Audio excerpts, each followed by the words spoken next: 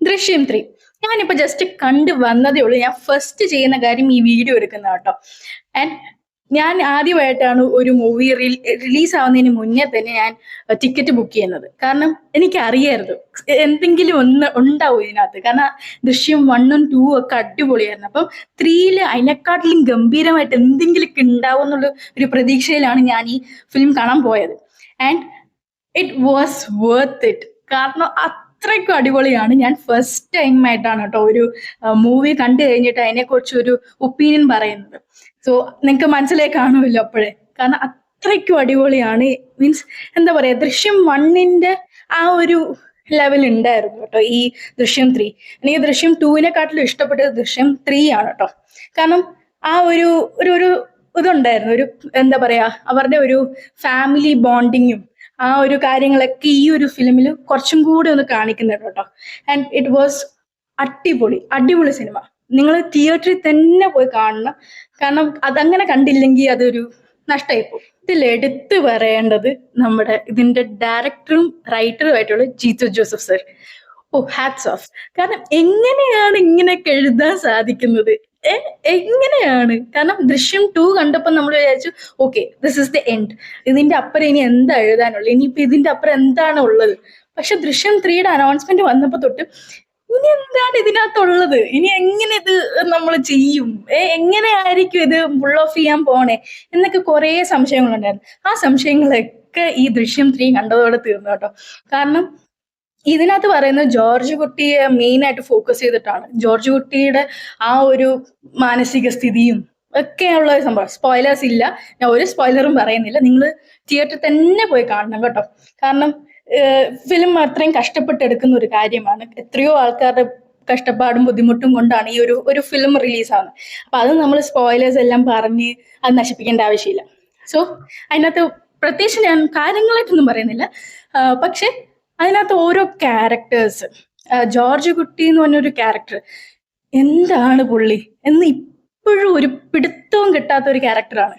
കാരണം അതുപോലെയാണ് ഒരു ക്യാരക്ടർ ലേയേഴ്സ് വരുന്നത്. എന്താ പറയുക, ഒരു അച്ഛൻ, ഒരു പ്രൊട്ടക്ടർ, ഒരു ഭർത്താവ്, എല്ലാം ഉണ്ട് അതിനകത്ത്. ഒരു ഒരു ഒരു ഇതാണ്, ഒരു ഇമോഷനാണ് ജോർജ് കുട്ടി. ജോർജ് കുട്ടി എന്ന് പറയുന്ന ഒരു ക്യാരക്ടറിനെ നമുക്ക് ഒട്ടും പിടികിട്ടത്തില്ല അല്ലേ. കാരണം ഒരു 4ാം ക്ലാസ്സുകാരനായ ഒരാള് സിനിമയിലൂടെ ഉള്ള ആ ഒരു വിവരവും കാര്യങ്ങളും ഒക്കെ. പക്ഷെ എന്താ പറയാ, ഒരു അച്ഛനായിട്ട് വരുമ്പോഴത്തേക്കും കുട്ടികളെ സംരക്ഷിക്കാനായിട്ടുള്ള ഒരു ഇത്, അതൊക്കെ വരുമ്പോഴത്തേക്കും പുള്ളി ആകെ മാറുന്നു. പുള്ളി വേറൊരു ക്രിമിനൽ ബുദ്ധിയോടെ പുള്ളി അതെല്ലാം ചെയ്യുന്നു. എന്താ പറയാ, അത് ആ ലെയേഴ്സ് മനസ്സിലാക്കിയാലേ നമുക്ക് ഈ ദൃശ്യം 3 ഫുള്ളായിട്ട് അങ്ങ് വർക്ക് ആവത്തുള്ളൂ. പിന്നെ ഇതിൽ അഭിനയിച്ചിരിക്കുന്ന എല്ലാ ക്യാരക്ടേഴ്സും അടിപൊളിയായിട്ട് അവരുടെ വർക്ക് ചെയ്തിട്ടുണ്ട് കേട്ടോ. പ്രത്യേകിച്ച് പറയുകയാണെങ്കിൽ മുരളി ഗോപി അടിപൊളിയായിട്ട്, പുള്ളിയുടെ ആ ഓറ നമുക്ക് ഫീൽ ചെയ്യാം കേട്ടോ. അത് അടിപൊളിയായിട്ട് ചെയ്തിട്ടുണ്ട്. പിന്നെ എസ്തർ നന്നായിട്ട് ചെയ്തിട്ടുണ്ട്. ഭയങ്കര നാച്ചുറൽ ആയിരുന്നു എസ്തർ കേട്ടോ. പിന്നെ മീന, എല്ലാവരും, അൻസിബ, എല്ലാവരും നന്നായിട്ട് ചെയ്തിട്ടുണ്ട് കേട്ടോ. പിന്നെ ദൃശ്യം 1ൽ ഉണ്ടായിരുന്ന കുറേ ആൾക്കാർ റിപ്പീറ്റായിട്ട് ഇതിനകത്തും ഉണ്ട്.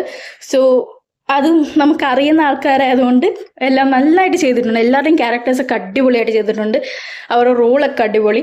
പിന്നെ മോഹൻലാലിനെ കുറിച്ച് എടുത്തു പറയേണ്ട ആവശ്യമില്ല, കാരണം അത്രയ്ക്കും അടിപൊളിയായിരുന്നു പുള്ളി. എന്താ പറയാ, പുള്ളിയുടെ കണ്ണുകള്, ഈവൻ വിരലുകൾ ഉൾപ്പെടെ അഭിനയിക്കുകയായിരുന്നു. കാരണം അത്രയ്ക്കും അടിപൊളിയായിരുന്നു. പുള്ളി ഇങ്ങനെ തിരിഞ്ഞു നടക്കുമ്പോൾ ഒക്കെ ആ ഒരു ഫീൽ ഉണ്ടല്ലോ, ആ ഒരു ഇമോഷൻ ഉണ്ടല്ലോ. പ്രത്യേകിച്ച് ലാസ്റ്റത്തെ ആ ഒരു ടൈമൊക്കെ ആകുമ്പോഴത്തേക്കും ഓ, അടിപൊളി. ഇതിനകത്ത് ഫസ്റ്റ് ഹാഫും ഒക്കെ നല്ല അടിപൊളിയായിട്ട് പോയി. സെക്കൻഡ് ഹാഫിൽ ആ ലാസ്റ്റ് 1 hour നമ്മളിങ്ങനെ കണ്ണെടുക്കാതെ കാണും കേട്ടോ. കാരണം അത്രയ്ക്കും ഉണ്ട്. നമ്മൾ ഒരു നിമിഷം പോലും ബോറടിക്കാത്തൊരു ഫിലിമാണ്. നമ്മൾ ഇരുത്തി നമ്മൾ ഫുള്ള് കാണും. നമുക്ക് ഒരു നിമിഷം പോലും ബോറടിക്കത്തില്ല. കാരണം നല്ല സിനിമയാണ് കേട്ടോ. അപ്പം എല്ലാവരും ഒന്ന് തിയേറ്ററിൽ തന്നെ പോയി കാണാൻ നോക്കുക. കൂടുതൽ സ്പോയിലേഴ്സ് ഒക്കെ ഇറങ്ങുന്നതിന് മുന്നേ നേരത്തെ തന്നെ പോയി കാണാൻ നോക്കുക. ഞാൻ നേരത്തെ പറഞ്ഞ പോലെ ഇതെൻ്റെ ഫസ്റ്റ് ടൈം ആയിട്ടാണ് കേട്ടോ ഞാനൊരു മൂവിക്ക് വേണ്ടി ഇങ്ങനെ ഒപ്പീനിയൻ പറയുന്നത്. അപ്പം എന്തെങ്കിലും ഞാൻ മിസ് ഔട്ട് ചെയ്തിട്ടുണ്ടെങ്കിൽ ഐ എം റിയലി സോറി. അടുത്ത പ്രാവശ്യം നമുക്ക് ശരിയാക്കാം കേട്ടോ. അപ്പം എന്തായാലും പെട്ടെന്ന് തന്നെ നിങ്ങൾ പോയി, കൂടുതൽ സ്പോയിലേഴ്സ് ഒക്കെ ഇറങ്ങുന്നതിന് മുന്നേ നിങ്ങൾ തിയേറ്ററിൽ തന്നെ പോയി കാണാം. കാരണം ഇത് തിയേറ്റർ എക്സ്പീരിയൻസ് ചെയ്യേണ്ട ഒരു പടമാണ്. അപ്പം തിയേറ്ററിൽ തന്നെ പോയി കാണാം കേട്ടോ. കാരണം അത്രയ്ക്ക് അടിപൊളി സിനിമയാണ്. ആ ക്ലൈമാക്സ് ഒക്കെ വരുമ്പോഴത്തേക്കും അതൊരു വേറെ സാധനമാണ്, വേറെ ലെവലാണത്. അപ്പൊ അതൊക്കെ പോയി ഒന്ന് കാണാം കേട്ടോ. അപ്പൊ എല്ലാവർക്കും ഇഷ്ടപ്പെട്ടെങ്കിൽ ഈ വീഡിയോ ലൈക്ക് ചെയ്യുക, ഷെയർ ചെയ്യുക, സബ്സ്ക്രൈബ് ചെയ്യുക. അപ്പൊ അടുത്ത വീഡിയോ ആയിട്ട് കാണാം. Bye, take care.